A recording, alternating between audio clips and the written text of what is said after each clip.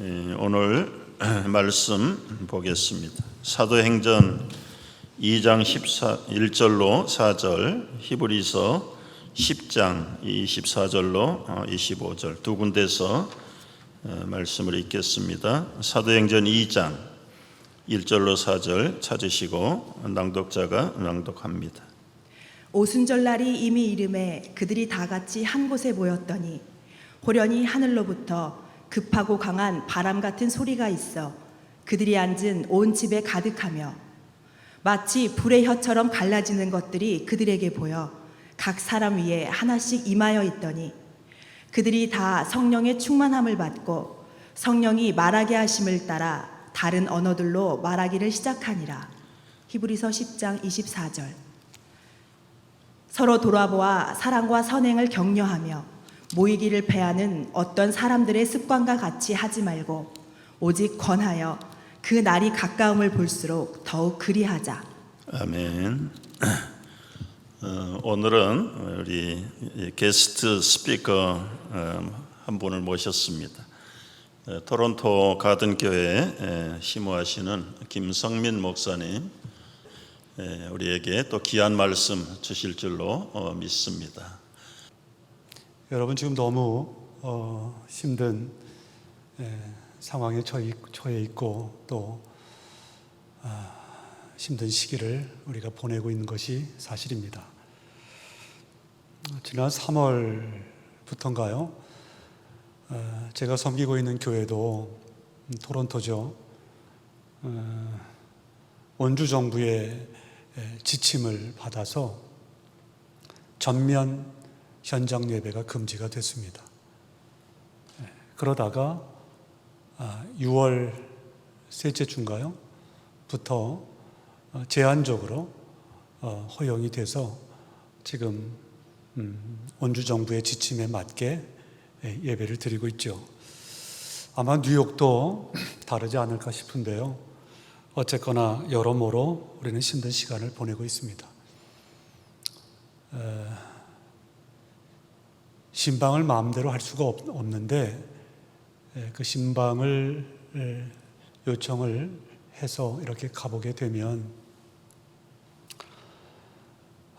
많이 힘들어들 하세요. 특별히 비즈니스 하시는 분들, 그리고 직장에서 레이오프를 당하신 분들, 무엇으로 제가 위로를 할 수 있을까 싶을 정도로 참 어려운 시기들을 보내고 계십니다. 그런데 신방을 하면서 성도들이 하시는 고백의 말씀들이 있으세요. 뭐냐면 이거 어렵지만 영적으로는 유익한 부분이 많다는 거예요. 우리의 연약함이라든지 우리의 어떤 부족함이라든지 하나님의 모든 것이 다 하나님의 주권 아래 있으니까요. 참 그러면서 우리 자신들을 돌아보게 되었노라고, 나 자신을 점검하게 되었노라고 이런 간증들, 이런 고백들을 하시는 분들을 봅니다. 그뿐만이 아니고 교회에 나오지 못하다가 지금은 나오지만 교회가 얼마나 귀한 것인지, 또 예배가 얼마나 귀한 것인지, 또 성도 간의 친교가 얼마나 귀한 것인지를 새롭게 깨달아 볼 수 있는 기회였다, 이렇게들 말씀하시는 것을 봐요. 여러분, 사람들은 이 코비드-19로 인해서 앞으로 많은 것이 바뀌어질 것이다 라고 예견하고 예상을 합니다. 정말 그도 그럴 것이 우리 한번 좀 볼까요? 첫째는 바뀌어질 것이다 라고 예상되어지는 것 중에 하나가 이제 근무 형태입니다. 직장인들의 근무 형태인데, 예전에는 보통 직장에 나가서 근무를 했잖아요. 9 to 5, 9시, 그다음에 5시 퇴근하시는데 지금은 집에서 이제 재택근무를 하시는 거예요. 그런데 회사들의 어떤 일의 내용들을 이렇게 재택근무를 하면서 체크를 해보니까 직장에 굳이 나와서 일을 하는 것보다 별반 차이가 없더라는 거예요. 그래서 앞으로는 이 근무 형태가 많이 바뀔 것이다 라고 예측들을 합니다. 근한 예로 이 맨하튼에 제가 7월 달 그 신문 기사를 본 건데 6월 달부터 그 맨하탄에 있는 그 회사들의 그 근무를 허용했잖아요. 근데 정작 근무율을 체크를 해보니까 8%밖에 안 돼요. 10%도 채 안 돼요. 그러니까 앞으로 이 회사들이 그 사원들을 어떻게 일을 시킬 건지에 대해서 우리가 어느 정도 짐작을 해볼 수 있죠. 또 다른 예가 있다면 학교입니다. 학교의 수업 형태가 바뀔 것이다.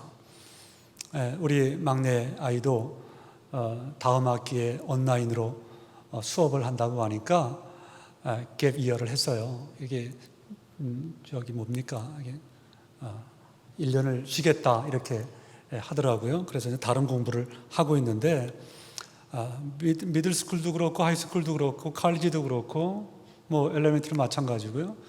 어느 정도 이제 온라인으로 수업을 하는데 그 효과가 그렇게 생각했던 것보다 떨어지지는 않는 것 같아요. 어쨌거나 지금 진행되고 있는 상황들을 보면 학교 수업도 많이 변화가 있을 것이다 예상을 합니다.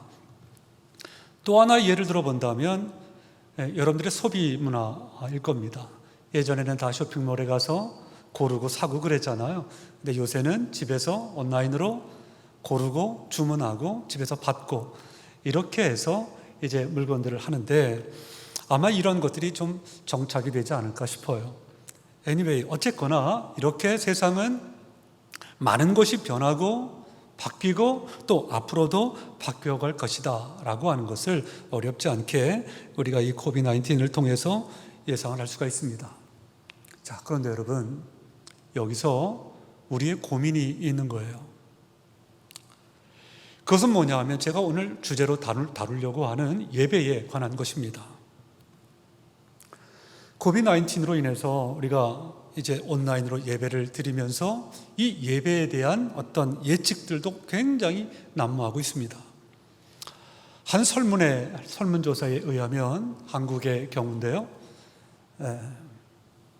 온라인 예배를 찬성하는가 심플하게 물었어요. 그랬더니 반 이상의 사람들이 찬성한다. 그리고 앞으로도 온라인 예배를 드리겠다라고 하는 답을 했다고 합니다. 더욱이 젊은 층에서는 그 온라인 예배를 찬성하는 비율이 더 높게 나왔는데 이유가 뭐냐 하니까 앞으로는 AI 시대가 벌어지는데 AI 시대라면 사람이 하는 것을 뭐 기계나 로봇이 대체하는 거 아니에요? 그 AI 시대가 펼쳐질 건데 거기에 맞게 예배도 변해야 된다. 이런 이유에 의해서 젊은이들은 그 온라인 예배를 더 선호한다는 설문 결과가 나왔습니다. 자, 그렇다면 이러한 혼란스러운 상황 가운데 이것이 옳다, 이것이 그르다 말하기 전에 먼저 우리에게 필요한 것이 있습니다. 그것은 예배자로서 예배에 대한 정의를 분명히 가지고 있어야 된다는 거죠. 여러분, 예배는 중심이 누굴까요? 예배는 중심이 우리가 아니라 예배의 대상이신 하나님께 있습니다. 그 하나님이 예배의 중심이죠. 그래서 우리가 우왕좌왕하지 말아야 될 것은 예배는 우리가 하나님께 드리는 것이기에 예배를 받으시는 그분께 초점이 맞춰져야 한다는 거예요. 여러분, 그렇다면 우리가 관심을 가져야 될 게 뭐겠어요? 예배를 받으시는 예배의 대상이신 그 하나님이 우리에게 예배에 대하여 뭐라고 말씀하시는가? 이것에 우리는 귀를 기울여야 합니다.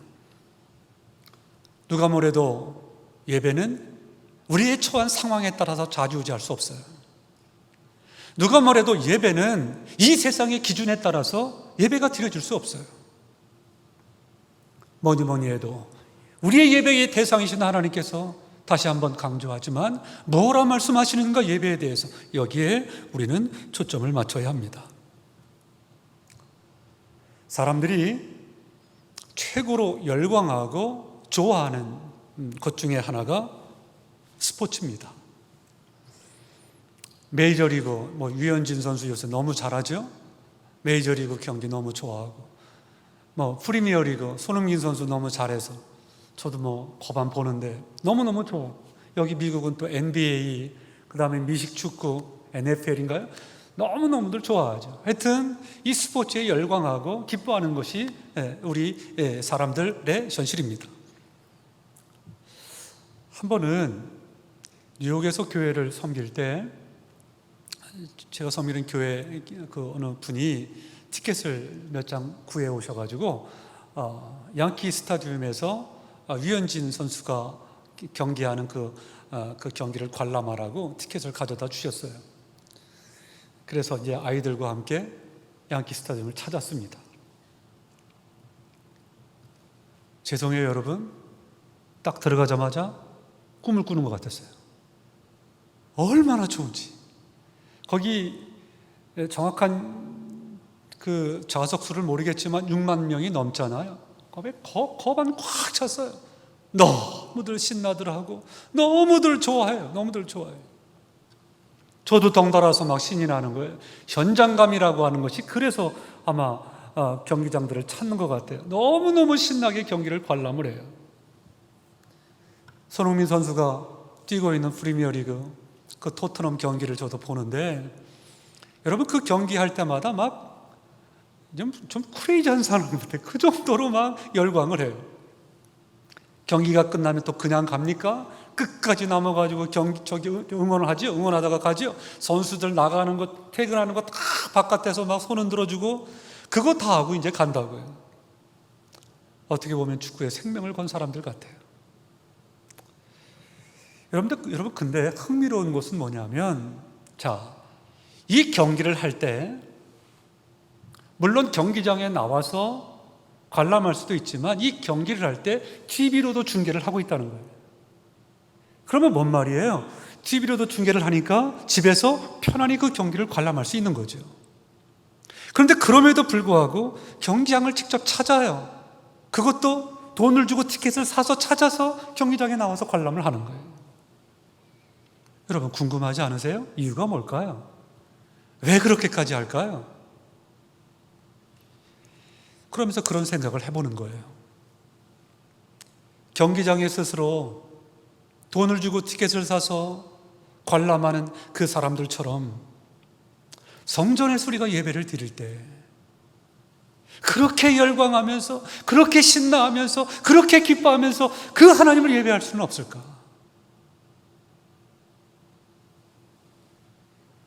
사랑하는 여러분, 그러한 예배를 드리고 싶지 않으세요?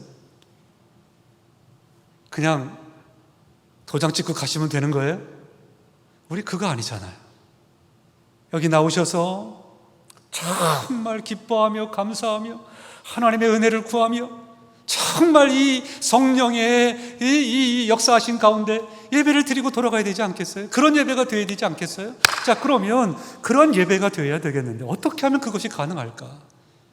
이것을 오늘 여러분과 좀 나누고 싶은 거예요. 오늘 본문을 두 군데를 우리가 봤습니다. 하나는 사도행전 2장이고요. 또 하나는 히브리서 10장입니다.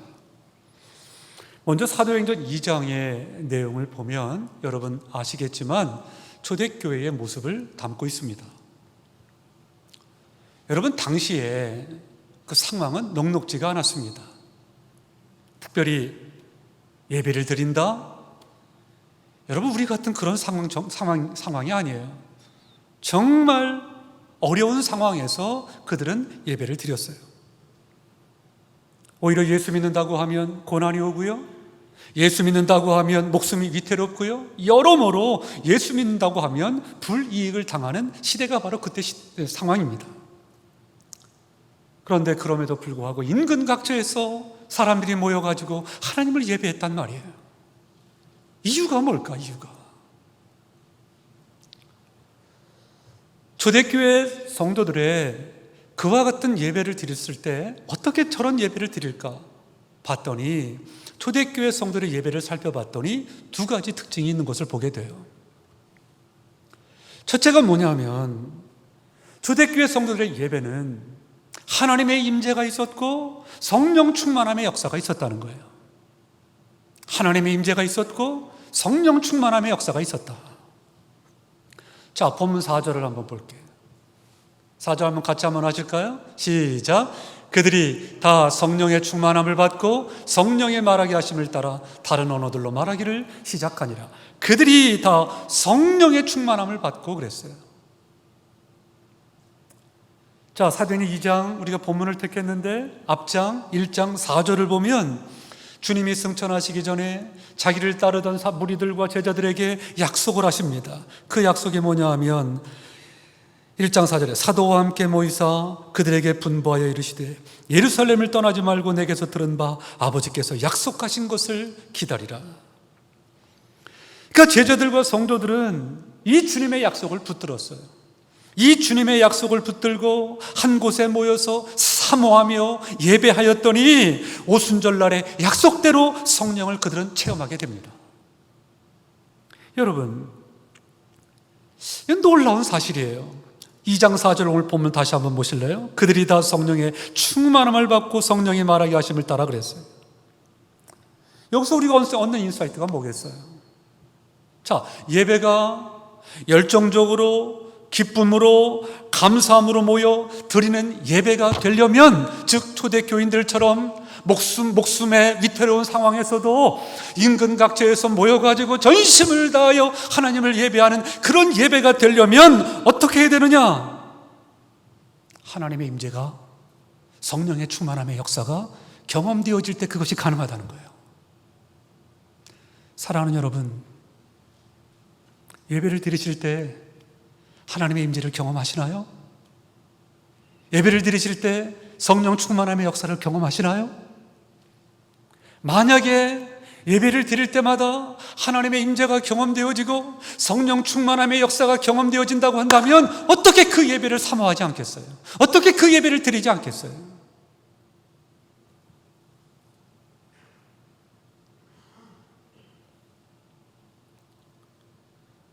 여러분, 그런데 하나님의 임재가 경험되어지는 예배, 성령의 역사를 체험하는 예배가 되려면 그냥 되어지는 게 아니더라고요. 초대교인들을 보았더니 그와 같은 은혜를 누림에 있어서 비밀이 있었어요. 비밀이. 그 비밀이 뭐냐 하면 사모함이에요. 사모하며 말씀을 듣고 사모하며 기도를 하고 사모하며 예배를 드릴 때 그들에게 그와 같은 은혜가 임했다는 것입니다. 여러분, 간절한 사모함이 그러한 예배가 되게 했다는 거예요. 저는 이와 같은 사모함이 여러분에게 있기를 주님의 이름으로 축복합니다. 예. 여러분, 그런데 만약에 한번 봐봐요. 만약에 이 사모함이 없이 예배를 드린다. 그 예배가 어떤 예배가 될까요? 그 예배가 어떤 예배가 되겠어요?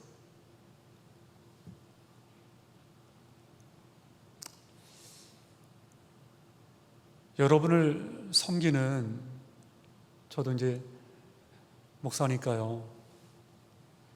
그 목사의 입장에서 가장 간절한 바람 중에 하나가 있다면 여러분들이 온전한 예배자가 되게 하는 거예요. 왜냐하면 예배가 생명이에요. 여러분, 왜 우리의 삶에 변화가 일어나지 않을까요? 왜 우리의 인격과 성품은 예수님을 닮아가지 못하는 걸까요? 여러분, 이유가 뭘까요? 왜 내가 지켜보는 저 사람 10년, 20년, 30년이 지나도 변함이 없는 걸까요? 왜 다른 사람이 나를 볼 때도 다른 사람도 나를 그렇게 볼까요? 왜 저 사람은 변하지 않는 걸까? 여러분, 이유가 뭘까요? 우리는 지금 예배 한두 번 드리는 거 아니잖아요. 어떤 분은 10년, 어떤 분은 20년, 어떤 분은 30년, 어떤 분은 평생을 드리죠. 저는 평생을 드렸어요. 모태 신앙이니까.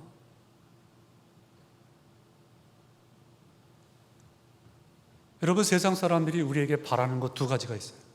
세상 사람들이 우리에게 바라는 것 두 가지. 하나는 우리와 좀 다른 사람이 되어달라는 거예요. 우리와 좀 다른 삶을 사는 사람이 되어달라는 거예요.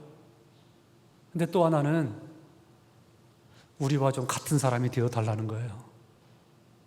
어폐가 있죠? 하나는 우리와 좀 다른 사람이 되어달라라고 말을 하면서 또 하나는 우리와 좀 같은 사람이 되어달라는 거예요.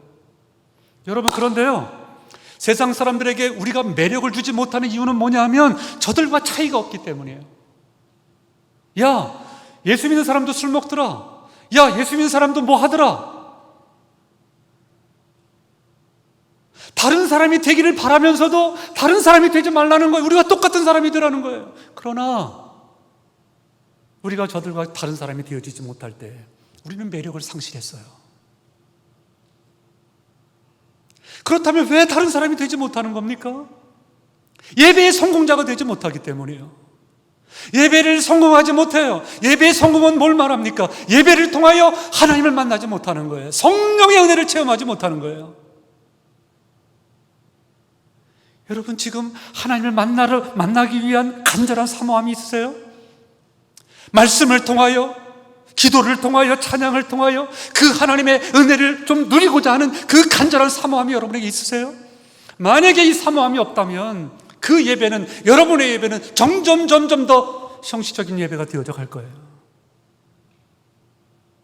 서기관과 바리새인들은 자기들이 생각할 때 누구보다도 하나님을 잘 믿는 사람들이었어요. 자기들이 생각할 때. 그러나 주님은 저들을 평가할 때 뭐라고 평가를 하시느냐? 한마디로 말해요. 이 회칠한 무덤 같은 자들아.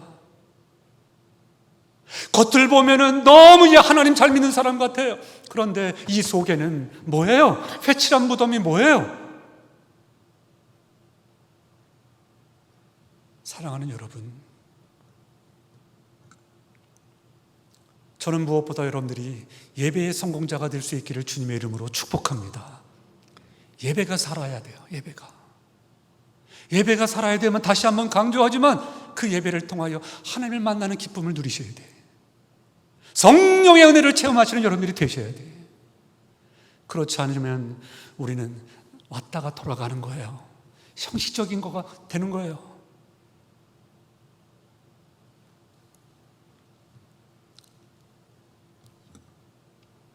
저는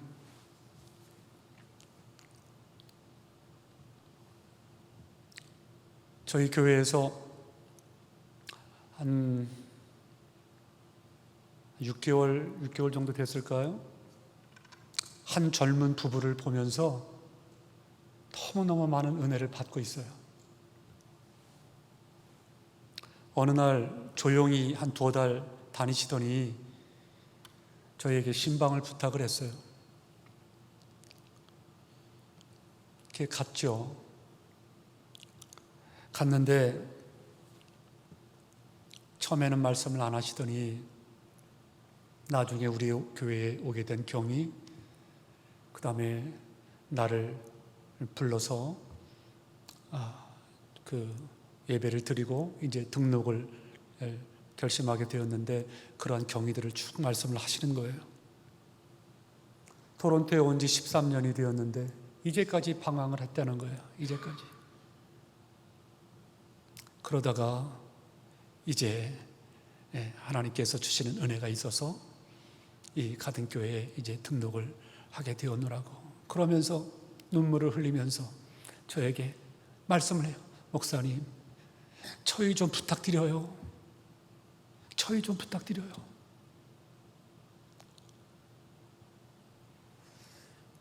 여러분, 목사가 그런 말을 들을 때 어떻게 한쪽 귀로 듣고 한쪽 귀로 흘리겠어요? 마음에 담는 거죠. 그래서 그분을 부여한 거. 저희가 새벽 기도를 요새 못해요. 그러나 저는 새벽에 늘 하던 대로 3시 40분이면 교회를 나가죠. 기도를 해요. 근데 지금 6개월 정도 됐는데 너무너무 감사하게 자리를 잡았어요. 마음을 이렇게 잡았어요. 사랑하는 여러분, 이 센트럴 교회가 하나님의 기적의 현장 아닙니까? 너무너무 여러분 귀하세요. 하나님이 이곳에 이 귀한 예배당을 허락하신 이유가 있을 거 아니에요. 이 센트럴 교회에서 드리는 예배가 하나님이 받으시는 예배, 예배에 참석한 여러분 모두가 다 하나님의 임재를 경험하고 성령의 역사를 체험하는 살아있는 예배가 될 수 있기를 주님의 이름으로 축복합니다. 그러면 여러분들이 살고 이것이 소문이 나서 이 주의, 이 뉴욕을 살리는 교회가 될 줄로 믿어요. 예배가 살아야 돼요. 예배가 살아야 돼요. 그러려면 무엇보다 사모함이 있어야 돼요. 사모함. 여러분들에게 사모함이 있기를 주님의 이름으로 축복합니다. 사모함이 있으시. 말씀을 건성건성 들으시면 안 되고요. 예배를 건성건성 들으시면 안 돼요. 눈동자가 좀 막 이렇게 살아있어야 돼요. 살아있어요. 딱 마주치면 이렇게. 근데 여러분은 정말 소망이 있어요. 아유, 너무 귀하세요. 자, 또 하나. 이 사도행전 2장에 초대교회 성도들의 예배의 모습의 특징 첫 번째는 하나님의 임재가 있었고 성령의 충만함의 역사가 있었고, 또 하나는 사랑과 섬김의 현장이었어요. 사랑과 섬김의 현장이었어요.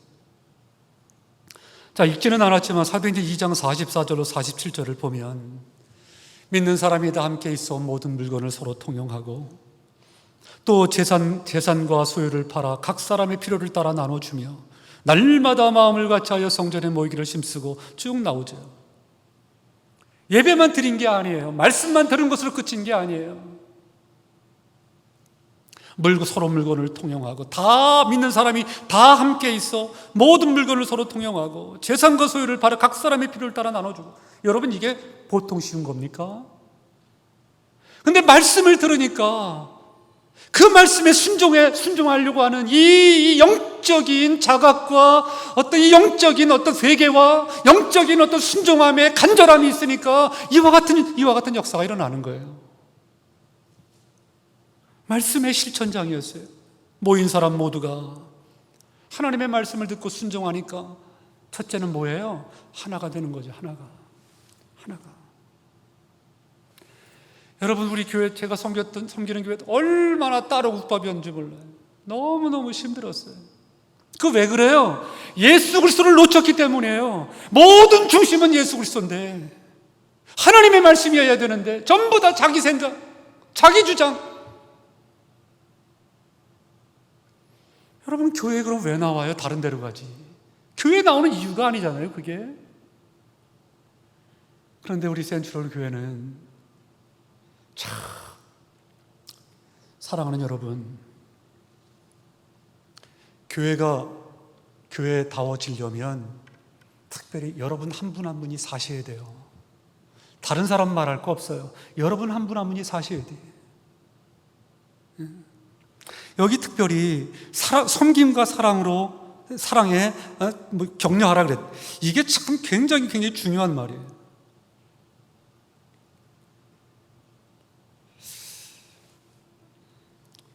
여러분, 예배를 드리고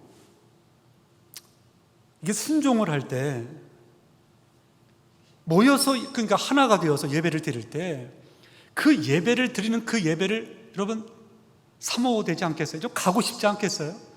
아유, 옆 사람이 너무 보고 싶잖아요. 옆 사람이 너무 이렇게 뭐라 그래야 되나?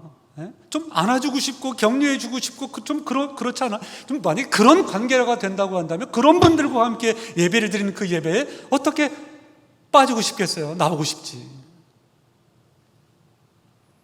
또 그런 교회가 되면 소문은 저절로 날 거 아니에요? 아, 우리 교회는 이렇다, 우리 교회는 이렇다. 여러분, 입 다물고 있으라도 말을 할 수밖에 없잖아요. 우리 교회 너무 좋은 교회니까. 소문이 나서 사람들은 또 몰려들게 돼 있는 거예요. 여러분, 부흥은요, 예수 믿으세요. 이거는 이제 안 된다니까. 우리의 인격과 우리의 삶이 변화되지 않으면, 그리스도인다운 삶을 보여주지 않으면, 예배다운 예배를 보여주지 않으면 절대로 부흥은 일어날 수 없어요. 그런데 여러분들에게는 소망이 있잖아요. 소망이. 여러분, 그래서 항상 다른 거 다 약하고 초점은 우리가 드리는 예배가 바르게 드려지고 있는가? 우리가 드린 예배를 어떻게 드려야만 될까? 항상 이 질문과 답을 가지고 계셔야 합니다. 성령의 역사는 반드시 경험되어져야 되고요, 하나님의 임재는 반드시 체험되어져야 합니다. 그것이 살아있는 예배의 모습이에요. 뿐만 아니라 사랑과 섬김의 현장이 되어질 때 계속 강조하는 바지만 모이기를 힘쓰는 교회가 될 수밖에 없는 거죠. 사랑하는 여러분, 우리 센츄럴 교회가 하나님의 임재가 임하고 성령의 역사가 체험되어지고 사랑과 섬김의 현장이 되어지는, 그래서 모이기를 힘쓰는 정말 살아있는 예배로 하나님 앞에 영광을 드러내는 그런 교회가 될 수 있기를 주님의 이름으로 축복합니다. 자, 다른 본문 하나만 좀 잠깐 볼게요. 자, 히브리서 10장을 봤어요. 자, 히브리서 10장만 뿐만 아니라 히브리서 성경 전체를 보면 앞으로 되어질 일을 말하면서 두 가지 확실한 것을 말을 해줍니다. 그게 뭐냐면 사람은 죽는다는 거예요. 반드시 죽는다 말하고 있고요. 또 하나는 이 세상에 종말과 심판이 있을 것이다. 이 두 가지를 말을 하고 있습니다. 자, 먼저 히브리서 9장 27절을 보면 한 번 죽는 것은 사람에게 정해진 것이요 그 후에는 심판이 있으리니 그랬어요. 여러분, 여기 죽음을 면제할 분 계신가요? 저도 그렇고 여러분들도 그렇고 마찬가지예요. 하나님이 부르시면 가야 돼요. 세상에 한번 태어나면 언젠가는 반드시 죽어야 돼요. 마찬가지, 세상도 반드시 종말이 있다는 거예요. 심판이 있다는 거예요. 부정할 수 없는 사실, 우리는 지금 말세를 살고 있어요. 성경은 말세가 오면 여러 가지 징조가 나타날 것이다라고 예고를 하는데 그것을 구체적으로 말하고 있는 구절이 있어요. 마태복음 24장 7절 8절 민족이 민족을, 나라가 나라를 대적하여 일어나겠고 곳곳에 기근과 지진이 있으리니 이 모든 것은 재난의 시작이니라. 다시 말하면 전쟁과 기근에는 뭐 전염병도 있겠죠. 그리고 지진, 이러한 것들이 각처에서 일어날 것이라고 예고를 합니다. 여러분도 들어보셨겠지만 이 코비드-19을 두고 많은 사람들은 말세의 징조라고 말을 합니다. 그래서 우리는 말세를 준비하는 삶을 살아야 된다. 여러분 많이 들어보셨죠? 여러분 정말 그런 것 같아요. 주님 오실 날이 얼마 남지 않았다고요. 히브리서 10장 25절 다시 모이기를 피하는 어떤 사람들의 습관과 같이 하지 말고 오직 권하여 그날이 가까움을 볼수록 더욱 그리하자. 자, 말세를 준비함에 있어서 정말 우리에게 강력하게 권고하는 것 중에 하나가 뭐냐면 모이기를 피하는 어떤 사람들의 습관과 같이 하지 말고 오직 권하여.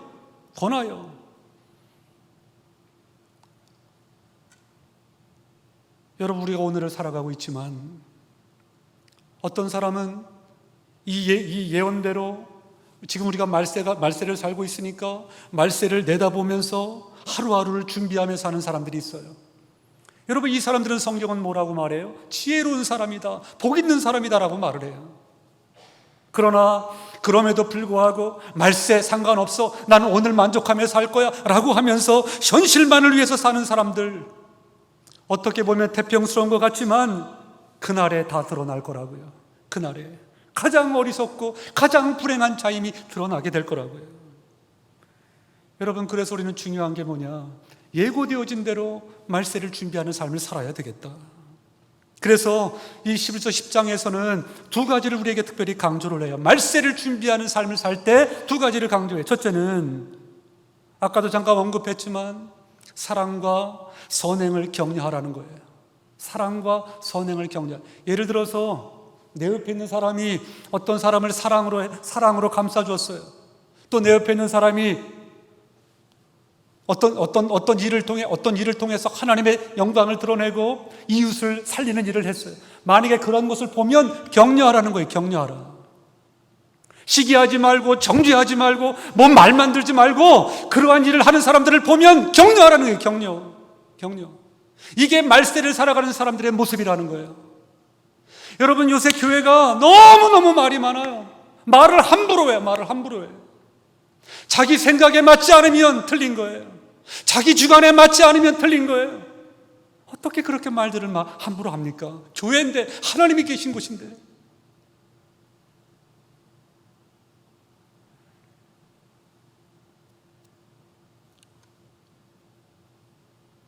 여러분, 그것 있어요.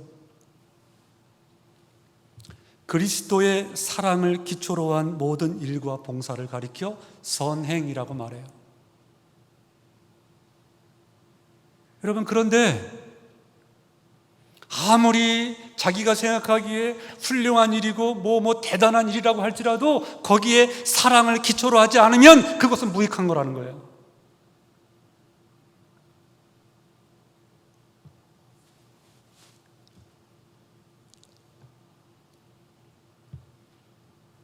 저는 목회를 하면서 너무너무 많이 경험해요. 여러분 죄송해요. 오해하지 마세요. 제가 경험했던 거니까.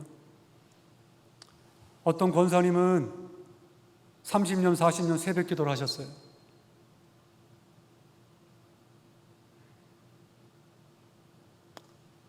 근데 그분 때문에 상처를 받는 분들이 너무 많아.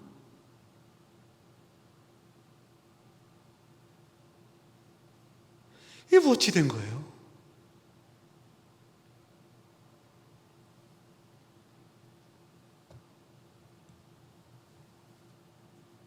여러분 기도를 30년, 40년 하면 변함이 있어야지, 변함이. 자기 혼자 믿음 있다고 하면 뭐 할 거예요? 자기 혼자 하나님을 잘 믿는다고 하면 뭐 할 거예요? 여러분 바울의 모습을 보세요. 바울이 예수를 만나기 전과 후가 너무너무 달라요. 바울이 예수를 만나기 전에는 혼자 하나님을 잘 믿는다는 사람이에요. 근데 그 사람이 한 일이 뭐예요? 예수 믿는 사람 잡아가두는 일이에요. 예수 믿는 사람 잡아다가 고난 주는 일이에요. 그러나 그랬던 그가 다메섹 도상에서 예수님을 만난 다음에는 그 자기가 그렇게 핍박했던 그 예수님을 믿었던 사람을 핍박했는데 정작 예수님을 만나고 난 다음에는 그 예수님을 생명 걸고 전하는 사람이 돼요. 여러분 이게 바로 예수 믿는 거예요. 예수 믿는 사람은 달라야 돼요. 왜? 그 안에 예수 그리스도가 있는 거니까. 여러분 이 안에 예수 믿으면 성령이 거하시는 줄로 믿습니다. 아멘 안 하시네요? 예수 믿으면 증거가 뭡니까? 내 안에 성령이 임한다는 거 아니에요? 성령이 임하는 줄로 믿습니다. 자, 그러면 내가 예수 믿는 사람인지 안 믿는 사람인지 어떻게 할 수 있어요? 성경은 뭐라고 말해요? 열매를 보아할지니라. 내가 예수라고 하는 나무에 붙어있는 가지예요. 그러면 내가 예수라고 하는 나무에 붙어있는 가지라고 하는 것을 뭐로 할 수 있어요? 열매를 보호할 수 있는 거예요. 여러분은 반드시 예수라고 하는 나무에 붙어있는 가지라면 예수라고 하는 열매를 맺으셔야 돼요. 아멘 좀 해주세요. 내가 성령이 내 안에 계시다고 하는 것을 여러분들이 믿는다면 성령의 열매를 맺으셔야 합니다. 그래야 여러분이 성령의 사람이죠. 아멘이에요, 아멘이에요. 사랑, 실학, 화평, 오래 참은, 자비, 양성, 충성, 온유, 절제 이거 어떻게 맺을래요? 어떻게? 이거 어떻게 맺는지 알려드려요? 예수 잘 믿으면 맺게 돼 있어요. 이거는 다 예수 잘 믿으면.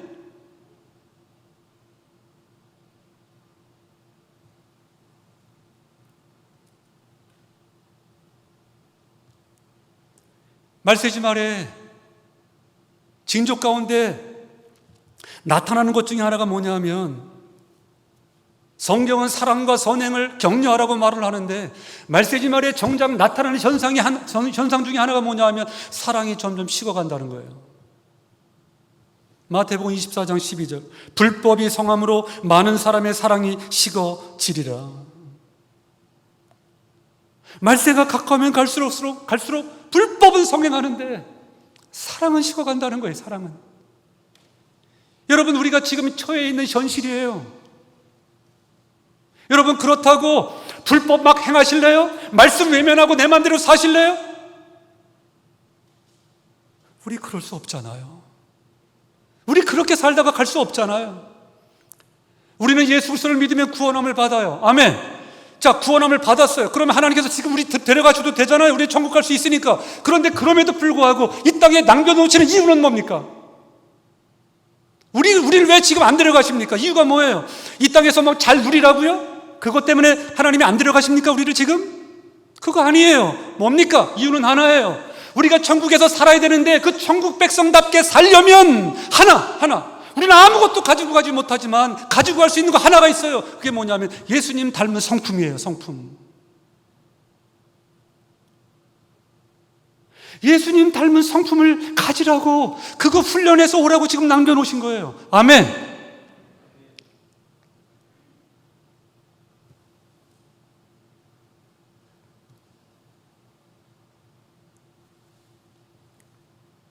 세상 사람들이 손가락질해요. 교회를 보고. 이거 그냥 웃어 넘겨야 되겠어요? 정말 아니잖아요. 아니잖아요. 우리가 전도하면 너나 잘해래. 너나 잘해래. 너네나 잘해래. 가슴 아픈 이야기가 아닐 수 없어요. 제가 존경하는 목사님, 우리 김재열 목사님이랑 또 한 분 돌아가신 옥하는 목사님이에요. 저는 이분을 몇 번 만나지는 않았지만 그 제자훈련 멘토를 삼아서 저의 목회 중심으로 지금 하고 있는데 오 목사님이 그런 말씀을 하셨어요. 교회라고 할지라도 사랑이 없으면 교회가 아니고 성도라고 할지라도 사랑이 없으면 성도가 아니다. 정답이라고 봐요, 저는.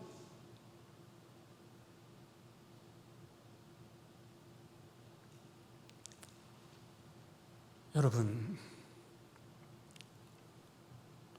성도가 뭡니까? 성도라고 하는 이름이 우리에게 왜 주어졌어요? 주님의 은혜죠, 은혜. 하나님의 사랑이죠. 교회에서 성도라고 하는 이름으로 우리가 모였잖아요. 그런 우리가 사랑 없이 말하고 사랑 없이 행동하고, 여러분 정말 이거 예수와 상관없는 모습들 아니겠어요?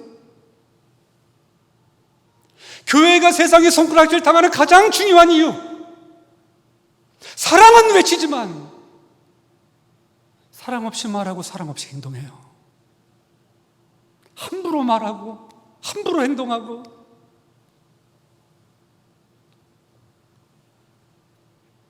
아까 제가 우리 젊은 집사 부부 예를 들었지만, 세상 사람들이 만약에 우리 교회를 찾는다, 여러분 센트럴 교회를 찾는다, 뭘 원할까요, 여러분? 그 싸우고 막 말하고 상처 주고 정죄, 이런 모습 누가 교회에 나오겠어요? 누가? 우리 교회도 마찬가지. 센트럴 교회는 소망이 있지만 우리 교회도 소망 갖고 싶은데, 사랑하는 여러분, 좀 우리가 성숙해야 되지 않겠어요? 좀 성장해야 되지 않겠어요? 나는 뭐라고 그러더라? 그걸 떳떳하게 말씀하시는, 나는 변함이 없어. 나는 내가 좋아. 아이고, 주님 앞에서 그런 말씀 해보세요. 여러분, 우리의 골은 주님이십니다. 주님을 닮아가야 돼요. 아멘. 주님을 닮아가셔야 돼. 여러분, 그래서 우리가 절제가 필요한 거예요. 말할 때도 절제가 필요한 거고 행동할 때도 절제가 필요한 거예요. 왜? 나는 그리스도를 대변하는 사람이니까. 그리스도인 아닙니까? 예수님의 사람 아닙니까?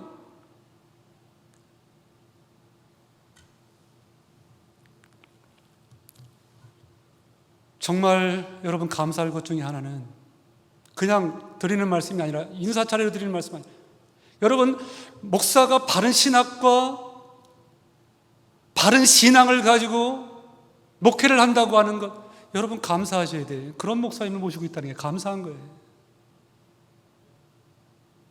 아멘 좀 해주세요. 여기는 뭐 이렇게 아멘을 시켜야 해.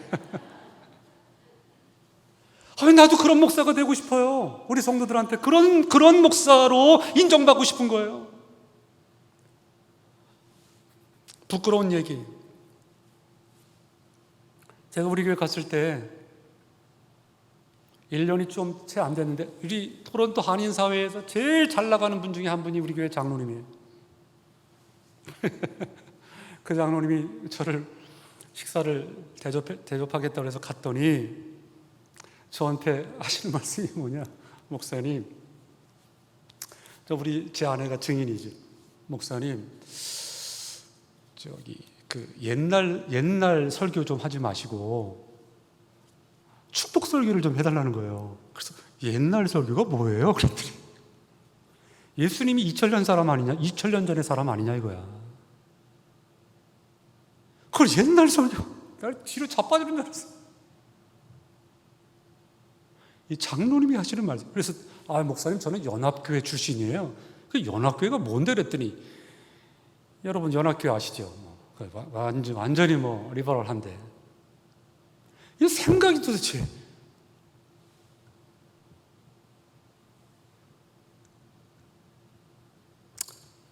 사랑하는 성도 여러분, 우리는 하나님의 사랑으로 이곳에 있는 줄로 믿습니다. 하나님의 사랑이 아니면 어떻게 우리가 이곳에 있을 수 있겠어요?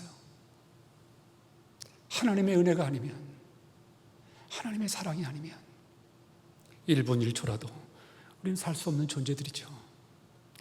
이 큰 사랑을 받은 우리가 어떻게 감히 이 사랑을 외면할 수 있겠어요? 정말 이 사랑을 깨닫고 이 사랑을 체험한 사람이라면 위로는 하나님을 사랑하고 옆으로는 형제를 사랑함이 마땅할 줄로 믿습니다.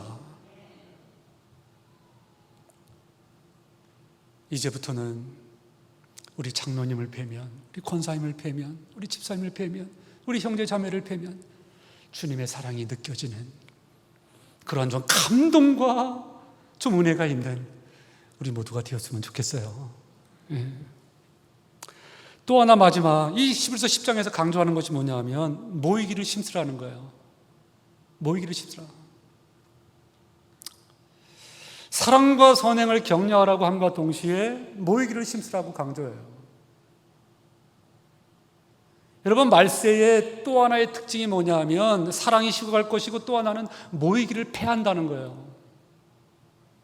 얼마나 방해가 심한지 몰라요. 얼마나 방해가 심한지. 지금 사단이 코비드-19로 인해서 얼마나 좋은 찬스를 잡았어요. 그런데도 불구하고 여러분들이 지금 교회에 나와서 예배를 드리시잖아요. 사랑하는 여러분, 모이기를 힘쓰는 여러분들이 되시기를 주님의 이름으로 축복합니다. 말씀 앞에 쓰셔야 돼요. 하나님 앞에 쓰셔야 돼요. 다른 게 없어요. 다른 게 없어요.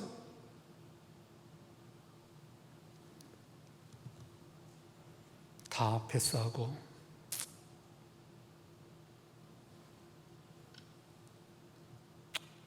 마태복음 18장 19절 20절 한번 볼게요. 같이 한번 하실까요? 18장 19절 20절 시작. 진실로 다시 너희에게 이르노니 너희 중에 두 사람이 땅에서 합심하여 무엇이든지 구하면 하늘에 계신 내 아버지께서 그들을 위하여 이루게 하시리라. 두세 사람이 내 이름으로 모인 곳에는 나도 그들 중에 있느니라. 무슨 말입니까? 하나님은 성도가 한마음 한뜻 되어서 모이는 그곳에 임재하시겠다는 거예요. 그리고 그들의 예배와 기도를 연락하시겠다는 거예요. 이 말씀의 주인공들이 될 수 있기를 주님의 이름으로 축복합니다. 예, 한마음 한뜻 되어 모이고. 여러분, 이 시대가 그래서 그런지 이 한마음 한뜻 되는 게 참 힘들어요. 참 힘들어. 근데 한마음 한뜻 될 수 있는 비결이 있어요. 뭘까요? 한마음 한뜻 될 수 있는 비결 뭘까요? 이거 대답하시면 저는 이제 설교 끝. 뭘까요, 여러분? 모든 중심을 예수님께 맞추셔야 돼요. 모든 중심을. 여러분, 교회에서 힘들어주는 것 중에 하나가 뭐냐면, 자, 어떤 무리가 있는데 이 무리가 요구하는, 이 무리가 목적하는 바가 있어요. 그래서 그 목적으로 사람들이 모여요. 예수 그리스도가 아니라 자기들이 원하는 목적으로 모여요. 그래가지고 으쌰으쌰 해요. 그래, 그게 이루어졌어요. 오래 갈까요? 절대로 오래 가지 못합니다. 왜? 거기에는 생명도 없고 거기에는 믿음도 없고.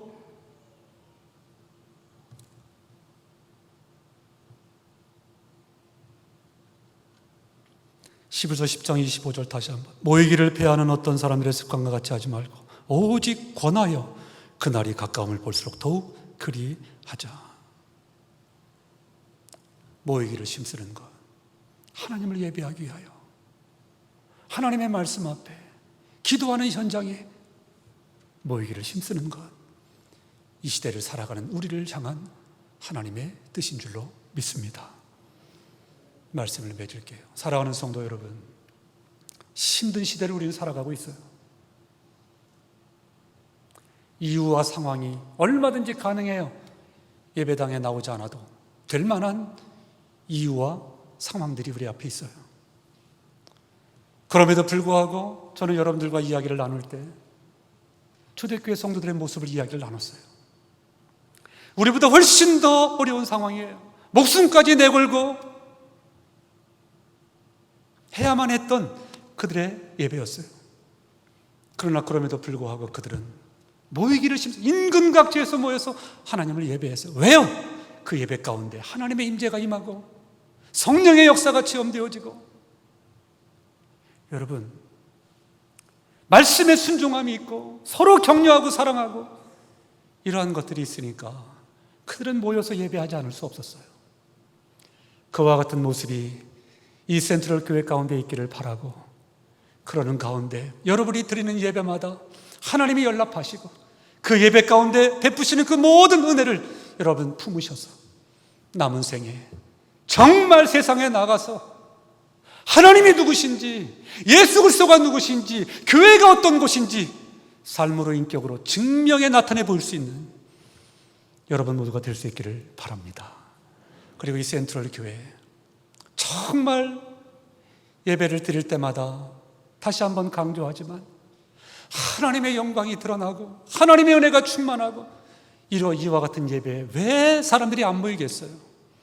꼭 그러한 예배를 드리는 귀한 교회가 될 수 있기를 주님의 이름으로 다시 한번 축복합니다.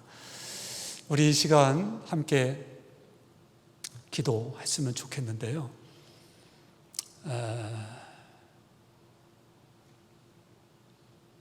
여러분, 그런 거 있어요. 반주를 누가 좀 해주시면 좋거든요. 마태복음 16장에 보면 서기관과 바리새인들이 예수님께 표적을 구하는 것으로 시작을 해요.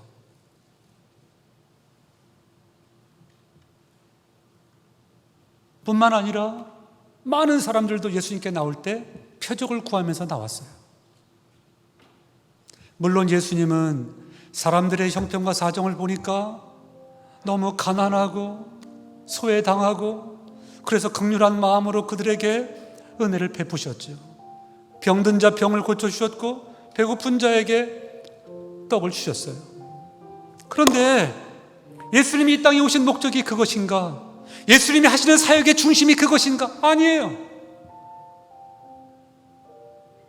가이사랴 빌립보 지방에 예수님과 제자들만 남았을 때 예수님이 제자들에게 물었어요.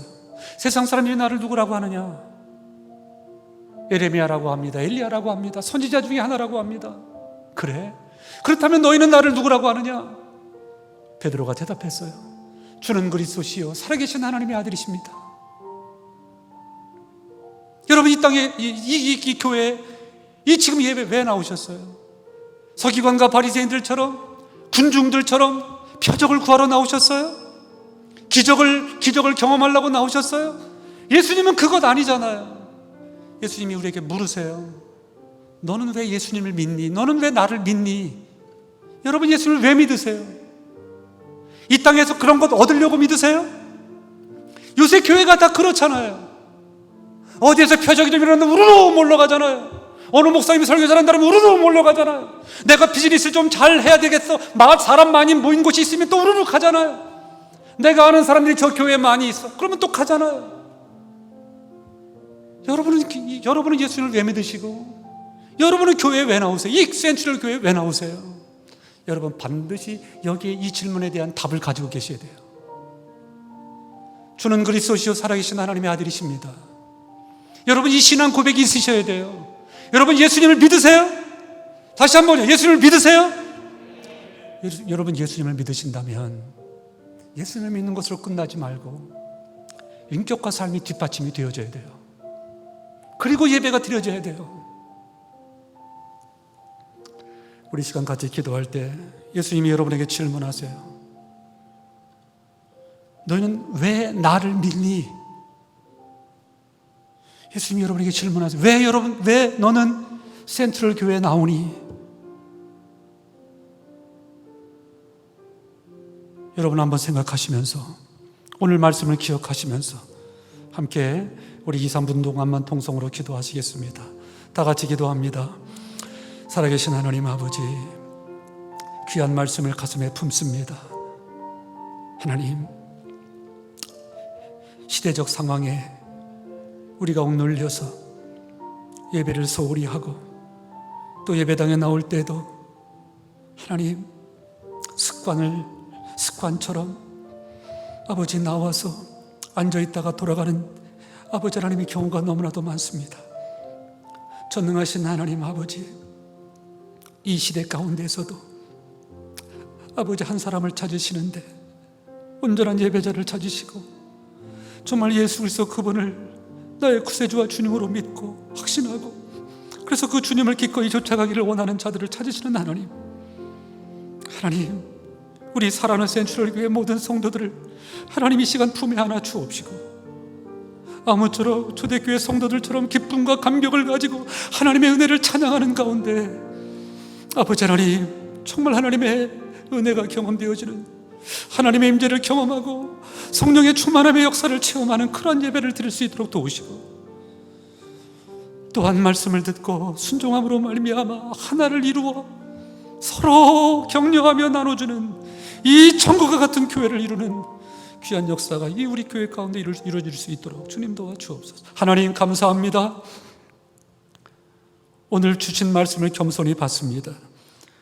종이 부족하여서 하나님의 말씀을 잘 대변하지 못한 것이 있다면 하나님 저들의 마음속에서 지워 주옵시고 혹시라도 성령께서 아버지 하나님이여 아버지 하나님이 기억날 말씀이 있다면 저들에게 기억나게 하셔서 그 말씀을 가슴에 품고 이제는 온전한 예배자가 되게 하여 주옵시고 그래서 이 아버지 교회에서 예배를 드릴 때마다 아버지 하나님, 하나님의 임재를 경험하고 성령의 충만함의 역사를 경험하고 그래서 아버지 예배를 드리고 말씀을 기억하여 순종함으로 말미암아 하나를 이루고 서로 격려하며 사랑하는 정말 천국과 같은 이 교회를, 이 공동체를 이루어서 이 말세지말에 하나님께서 허락하신 그 귀한 사역들, 그 귀한 역사들을 일권에게 부족함이 없는 우리 귀한 센트럴 교회와 모든 성도들이 다 되게 하여 주옵소서.